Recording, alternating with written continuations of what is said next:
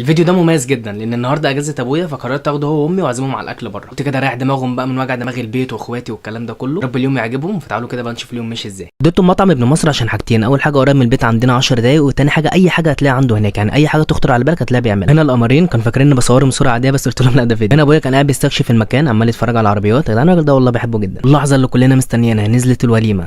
هقول لكم بقى ايه اللي نزل كده واحده واحده. اول حاجه صينيه فتة وحش الكون، نص شاورما لحمه ونص شاورما فراخ. بعد كده صينيه الكواكب بينزل لك عليها عيش كده، انت بتقطع العيش ده يظهر بقى الحلويات كده كلها، ممبار وسجق مشوي وفراخ مشويه. بص بصراحه كان ريحته جامده جدا. وطبعا نص مشكل كده كباب وكفته، ومعاه كده عيش محمص. بعدين وجبه شيش طاووق عشان امي بتحب الشيش طاووق جدا، فكنت لازم اطلبه. بعد كده حمام مشوي، انا ما بحبش الحمام خالص بس قلت عشان مهمه.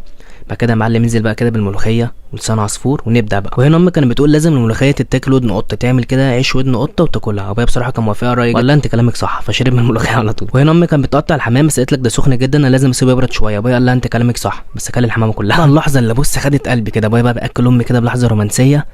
الله، ده فاضل كده ايه نص صباع كفته لما اكل انا بقى، يلا الف هنا. وهنا امي قالت له لا انا لازم ارد لك الرومانسيه كل السجق، بس كان هياكل صباعها. فاليوم اللي قضيته معاهم ده من احلى ايام حياتي. الاكل بصراحه كان جميل جدا. واحد يقول لي طب انت ليه طلبت اكل كتير كده جدا وحرام بقى انت ايه يعني التبذير والكلام ده. احب اقول له انا لو طلبت اكل على قدهم كان هياكلوا نص اكله بس ويسيبوا الباقي لاخواتي، فانا طلبت اكل كتير عشان اخد لاخواتي برده في البيت. هنا كده خلاص بقى خلصنا اكل. هنا كانوا قاعدين بقى بيتكلموا على ذكرياتهم، وهنا بص كان شويه ضحك كده جميل. كل والله اللي طلبوا من الدنيا ده ان ربنا يطول في عمرهم، وقولوا امين يعني، وادعوا لهم كده وقولوا لهم كلام حلو في الكومنتات.